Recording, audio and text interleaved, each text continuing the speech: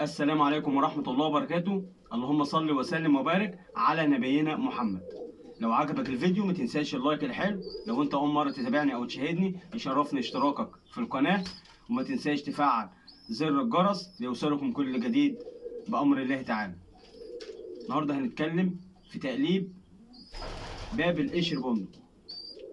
وقبل ما نتكلم في تقليب باب القشر بندق في كلمتين او نبذة صغيرة حابب اقولهم قبل ما نخش في شرح القبلة القشر بندق.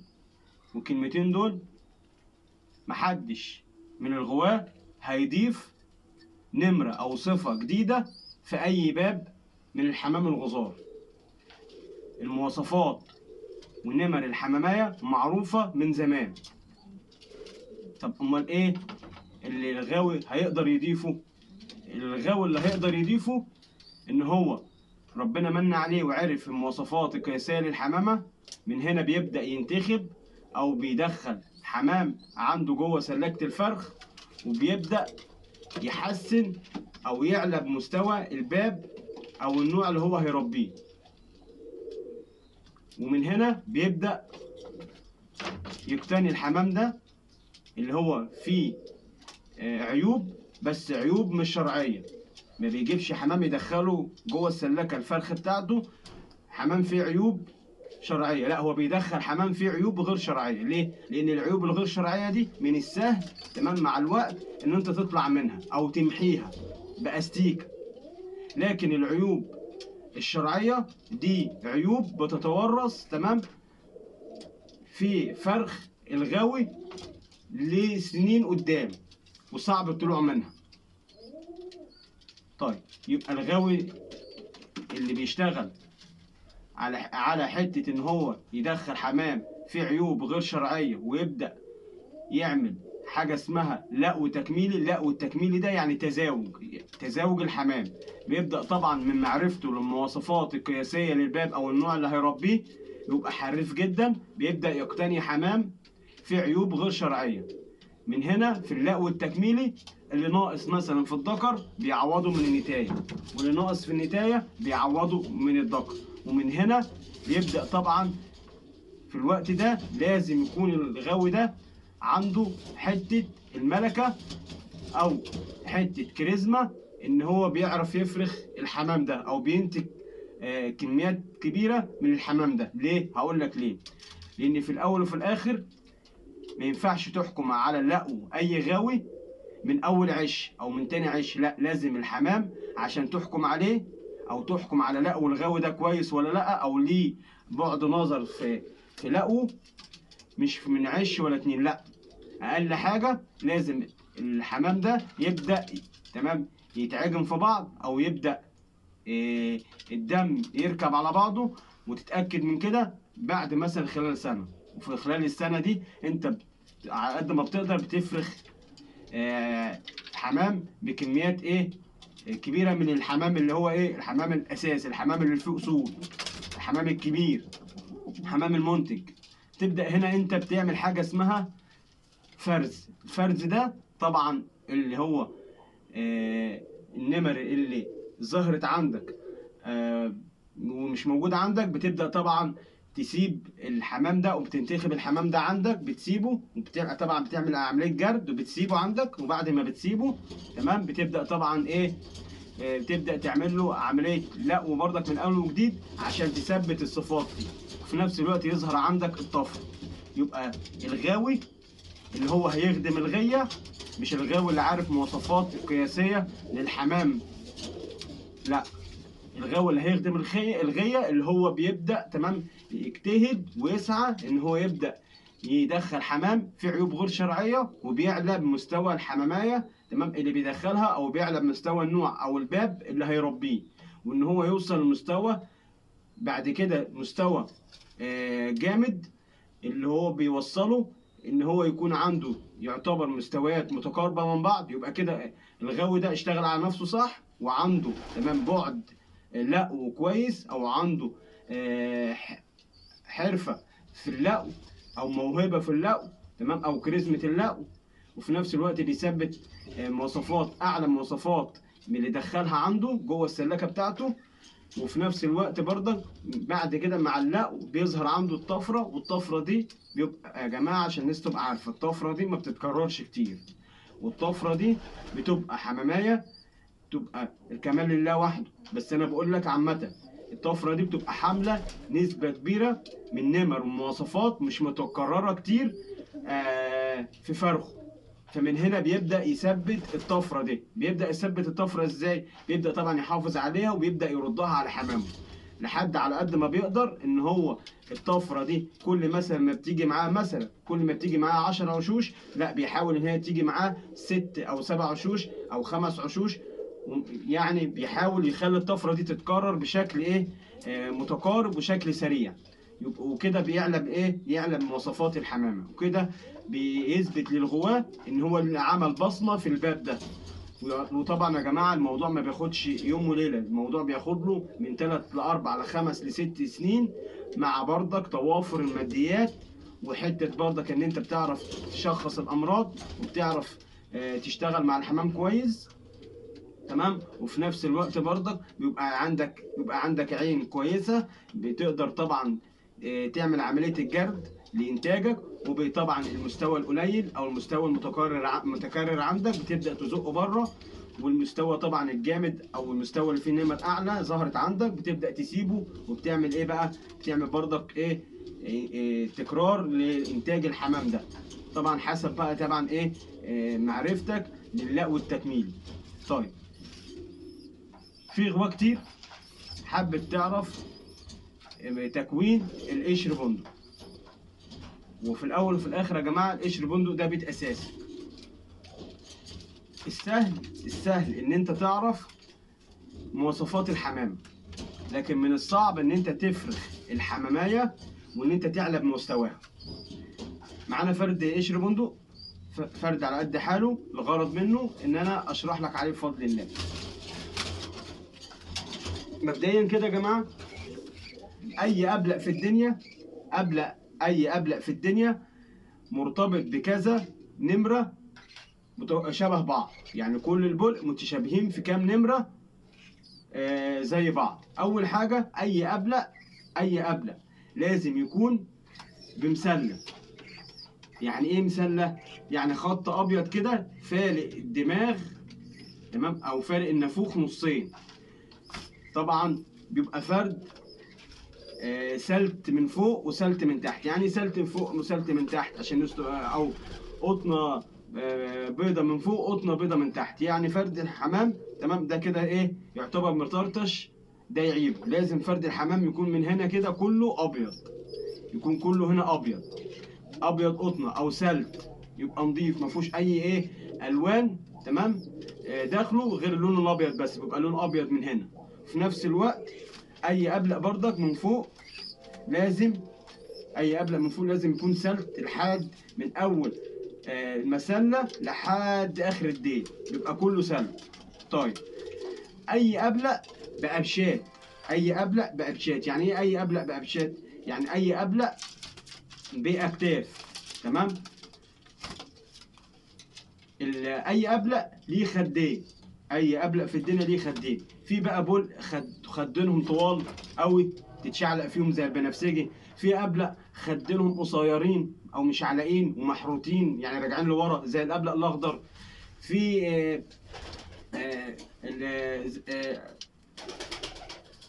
خدين زي القشر بندق اللي شايفينه ده، خدين يعتبر ايه مش طوال قوي ولا قصيرين قوي، متوسطين الطول بس عراض، بنشبهه زي شبه كده الجرس، تمام. طيب اي ابلق في الدنيا ما بيبقاش تمام عالي من على الارض، لا بيبقى واطي سنه، تمام. اي ابلق في الدنيا لازم القصعه بتاعته، قصعه الديل تمام بتكون عريضه، قصعه الديل بتكون عريضه. في نفس الوقت ريشه الديل بتتراوح من 12 ل 14 ل 16 ريشه، في الحدود دي. ريشه الديل لازم تكون عريضه، اي ديل ابلق لازم يكون ابيض سلت، يعني ما فيهوش اي تخويص ولا ديل الاجه اللي هو بيبقى ديل البلق كلها بتبقى من ورا كده بتبقى سودة او زرقاء، تمام. لا، بيبقى اي ديل ابلق بيبقى ديله ابيض. تمام. في نفس الوقت لازم طول ريش الديل بيبقى نسبة وتناسب، يعني ما يجيش جيت تفرد الحمام مثلا 30 سنتي وانا وطول ريشة الديل مثلا 5 سنتي، لا يعيب، يبقى نسبة وتناسب. ويفضل طبعا بيبقى طبعا الديل بيبقى اطول من الجتة. تمام. يعني مثلا ايه 5 او 10 سنتي. تمام. هنا رجل فرد الحمام البول ماشي مش خشنة. رجل الأبلق مش خشنة ولا ناعمة أوي، متوسطة. تمام. متوسطة إيه ال ال ال ال الخشانة. تمام. ومتوسطة طبعا إيه الحجم معايا. هنيجي برضك في حاجة برضك لازم إيه الغواية تعرفها. الأبلق تمام بقنطرة. طبعا الأبلق بقنطرة أو قبلة. طب القنطرة والقبلة دي بتظهر في إيه؟ القبلة والقنطرة دي بتظهر في قشر بنادق، في الفحميات هم تمام، في اللي هم البلق السود، في السكروتات، في البلق الخضر، في طبعا في غواب بتقول في قبل أحمر. تمام. وظهر كتان وعلى ورد يعني عامة. لكن الوحيد اللي ملوش قنطرة وقبلة هو الأبلق البنفسجي. ويعتبر العظمة الوحيدة المختلفة في البول عن باقي البول اللي هو الأبلق البنفسجي. الأبلق البنفسجي عظمه عظم رفيع زي حبة الشعير كده. تمام. وطبعا دماغ الأبلق البنفسجي مش بقنطرة، ما فيهاش قنطرة ولا قبلة. تمام. ده الأبلق الوحيد اللي مختلف. لكن كل البلق متشابهه في اللي انا قلته لك. طبعا البلق كلها متشابهه. تمام. في جفونها كلها تمام راء واحد، رقيقه مش مجفنه. مجفن يعني جفونه تقيله، لا البلق مش مجفنه يعني جفونها مش تقيله. التجفين ده او الجفون التقيله دي بتبقى في التلاوين اللي هو الحمام الخشن زي القطقاطي والعنبري الاسمر والاسود غزار والمرقع والاحمر طبعا الغزار. كل ده تمام. والمحلاوي كل ده طبعا هو الحمام الخشن كله. كل ده يا جماعه تمام. حمام التلاوين او حمام الخشن دي بايه مجفن يعني بجفون تقيله. اما في البلق فجفونها تمام راء واحد يعني يعتبر رقيقه. تمام وناعمه. طيب هنيجي هنا في الأبلق القشر بندق. عامة يا جماعة أي بول لازم يتميز بالطول. أي بول لازم يتميز بالطول. أي أبلق لازم قسعة الديل تكون عريضة. وقسعة الديل ده يا جماعة بتكون عريضة وبتكون بتراوح الديل من 12 ل 16 ريشة.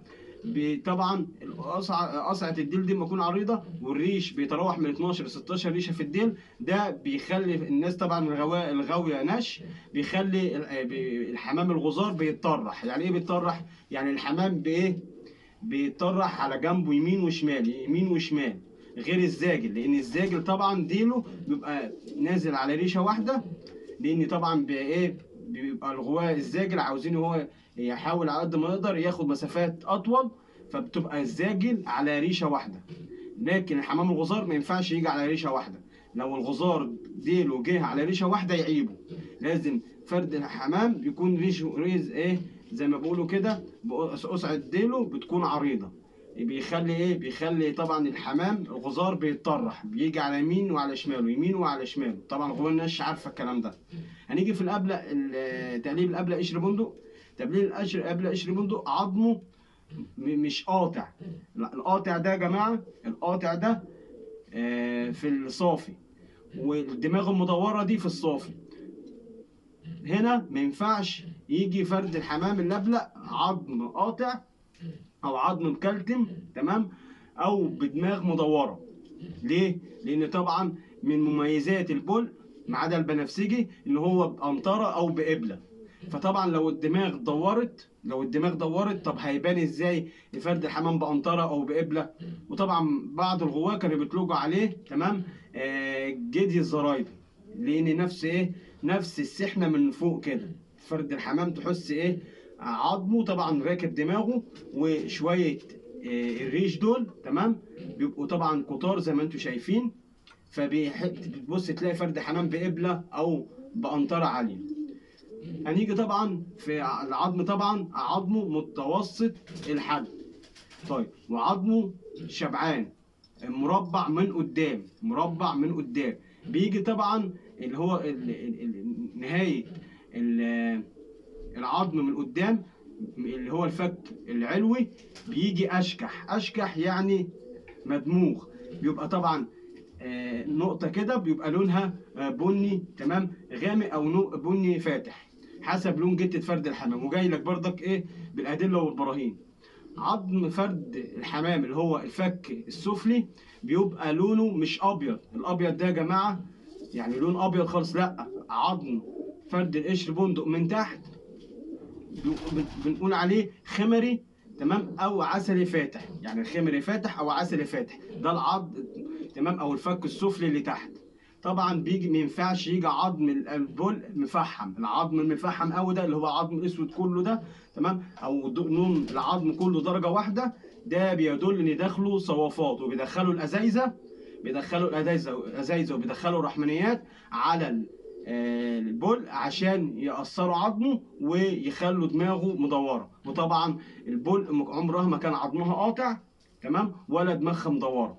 وطبعا في ادله وبراهين تثبت ان الصافي دخل على القشر، على القشر بندق، او دخل على البلق كلها. طبعا خلى عظمه يقصر خالص، يبقى عظم قاطع مع استداره في الدوران، مع تمام وجود ديل الاجر اللي هو بيبقى ديل ازرق تمام. كله المفروض يكون ديل البول ابيض، يبقى دول ازرق او دول اسود تمام. فطبعا ده بردك علامه من علامات ان داخله صافي. وفي نفس الوقت العشر، اي عشر ابلق بيبقى ابيض تمام، اي عشر ابلق بيبقى ابيض.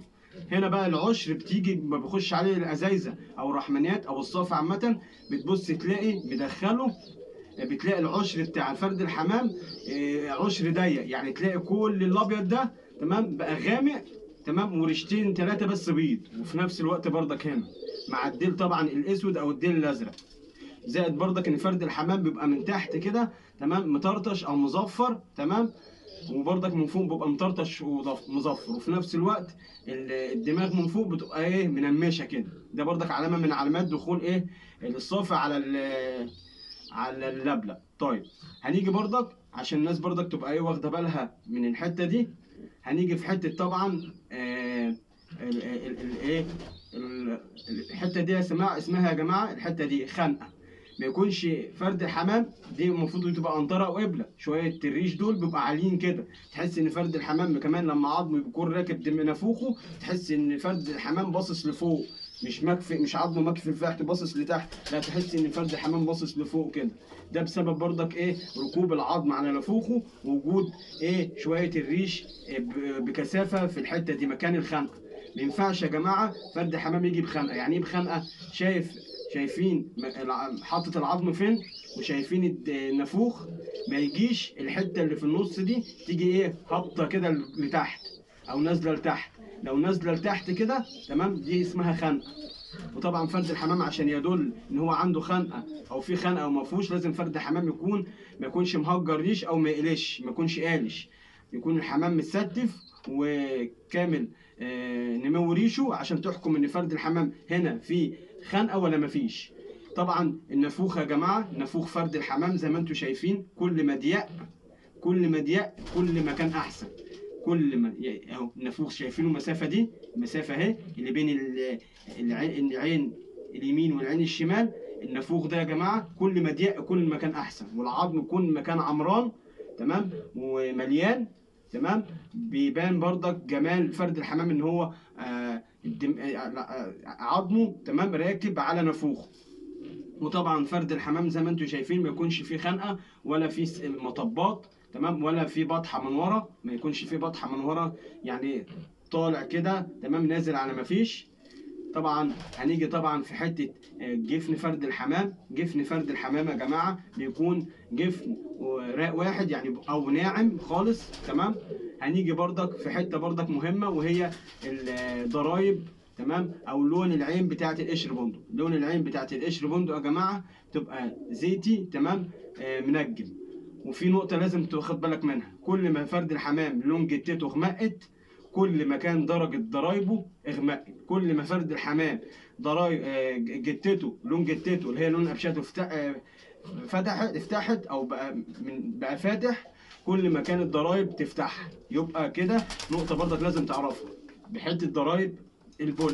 كل ما جتت فرد الحمام او ابشات فرد الحمام النابله كل ما غمقت، كل ما درجات لون عين فرد الحمام اغمقت. كل ما الابشات او اكتاف فرد الحمام افتحت كل ما ضرايب او لون عين فرد الحمام افتحت. تمام، دي برضك المعلومه ليك. انا قلت لك طبعا خدين القشر بندق. خدين القشر بندق يا جماعه مش قصيرين ولا طوال، خدين القشر بندق متوسطين الطول وعراض، تمام، وعراض معايا. هنيجي في لون خدين القشر بندق. لون خدين القشر بندق، اول حاجه يا جماعه لون خد القشر بندق بيبقى اسود كوبيا. يعني ايه اسود كوبيا؟ طيب عشان بس الناس تبقى عارفه، اسود كوبيا يا جماعه ده لما تبص تلاقي ايه فرد الحمام لما يكون في النور، تمام، بتبص ان هو بيكب زرقان. يعني ايه بيكب زرقان؟ بتبص تلاقي كده زي حبر القلم الجاف، تمام. اما لو انت في ضلمه وكده بتبص تحس فرد الحمام خدينه لونهم سود. طبعا ايه بيختلف في الاضاءه. هنيجي طبعا فرد الحمام لازم خده يا جماعه يكون حته واحده من اول هنا لحد، تمام، النهايه، تمام، بيكون حته درجه الخد بيبقى حته واحده، ما يكونش منقول. منقول يعني ايه؟ يعني ما يجيش من فوق درجه، تمام، وينتهي بدرجه ثانيه. لا، خد القشر بندق من او اي خد من فوق، تمام، لحد نهايته بيبقى حته واحده، ما عدا وجود طبعا في نهايه كل اي خد في اللبله بتبص تلاقي بيكب، تمام، خضار كده في نهايه اطراف اي خد دبله. ده بنقول عليه جين التقزح. جين التقزح ده، تمام، ده جين طبعا اسمه جين التقزح. ده بيبقى في لما بيبقى نهايه اي خد في اللبله بيكب خضار زي ما انتم شايفين، الاطراف النهائيه كده او الاطراف اللي تحت خالص، تمام، بتكب خضار معايا. برضك فرد الحمام ما يجيش خده حرام. يعني حرام ما يبقاش خد طويل قوي، تمام، ده بنسميه حرام، وخده قصير. برضك ده برضك علامه من علامات دخول برضك حمام تاني، تمام، غير الحمام اللي قبله. الحرام ده برضك ما يكون طويل، تمام، موجود ما يكون موجود في فرد الحمام برضك بدايه بيعيبه، تمام. هو ينفع يكون زي ما بيقولوا كده مطبخ معايا. فرد الحمام برضك القصير ممكن يكون مطبخ. انا بعرفك الحاجات. فرد حمام ضرايبه مثلا مش يعني ايه، مش مظبوطه قوي، ممكن يكون مطبخ بس في تكوين وكده. انت بقى في لقوك وكده بايه بتعوض الحاجات دي، او بتوصل على قد ما تقدر، تمام، لايه، لمستوى البيور او الحمامه اللي حامله صفات قياسيه. هنيجي في عين او شكل قشر بندق، تمام، عينه يا جماعه، تمام، مشدوده لفوق. يعني ايه مشدوده لفوق؟ تحس انت جايب ملقاط كده وشده من فوق، بيديك من فوق كده، تحس ان هو ايه عامل زي رقم 8، تمام. طيب، وطبعا انا قلت لك اللون الضريبه بتاعت القشر بندق زيتي طبعا بنجم. التنجيمه دي بيبقى فصوص كده، بتبقى زي فصوص، انا تشبيه مثلا فتافيت السكر او كسر الرخام او كسر الازاز. ده بيبقى طبعا في قلب طبعا عين فرد الحمام، جوه تبع لون العين بتاع فرد الحمام. طيب هنيجي برضك، تمام، في فرد الحمام انا قلت لك بيتميز بالطول. طيب فرد الحمام لازم يكون ايه بالقشر بندق؟ لازم يكون سلت من فوق وسلت من تحت. يعني قطنه بيضه من فوق وقطنه بيضه من تحت معايا. هنيجي بقى في التقريشه، عشان في غواب بتقول لك القشر بندق يا جماعه اسمه قشر بندق. طب ليه سموه قشر بندق؟ القشر بندق بيتسمى زي البندقايه، زي البندقايه كده. طب ما في بندقايه بتبقى فاتحه في لونها وبندقايه غامقه في لونها. طيب احنا مش هنتكلم في فتحان وغمقان، لان لو فرد الحمام جيب تقريشه، تمام، وتقريشه بتاعته لونها بني فاتح مفيش مشكله، ولو جه تقريشته بني غامق مفيش مشكله. اهم حاجه يكون في تقريشه، ما ينفعش قبل قشر بندق يبقى جتته سايحه خالص، يعني جتته كلها بني من غير التقريشه دي او التختيمه دي. طب يعني ايه تقريشه او تختيمه عشان الناس برضك تبقى فاهمه؟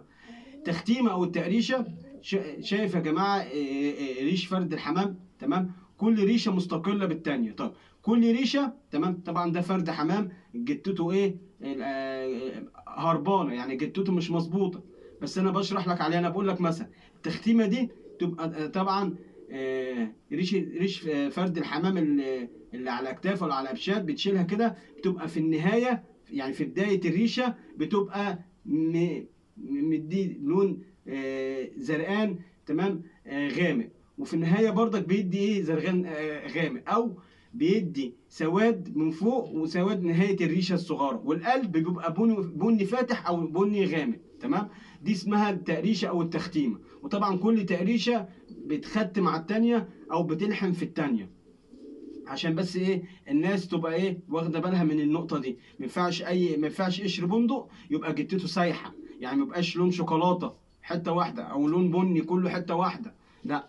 لازم فرد الحمام لازم اسمه قشر بندق، لازم يكون فيه التقريشه زي القشر سمكه. واصعب لونين يا جماعه ان انت تظبطهم القشر بندق والقشر سمك، والغوال الحريفه عارفه الكلام ده، تمام. برضك يا جماعه في ناس عايزه تعرف يعني ايه عظم الساقط. طب العظم الساقط ده هقول لك حاجه. العظم الساقط ده يا جماعه، تمام، لما بيكون موجود في اي فرد حمام بيبان ان فرد الحمام عظمه ساقط لتحت، ما بيديهوش هيبه، لان هي اصلا الحماميه كلها هي حته، هي عظم بنافوخها او بدماغها او بالجمجمه بتاعتها. فرد الحمام له عظم ساقط فبيبان ان فرد حمام يعني منكسر كده او باصص لتحت، مكفي، يعني عظمه مكفي لتحت، ده ما ايه، ده يعيب فرد الحمام.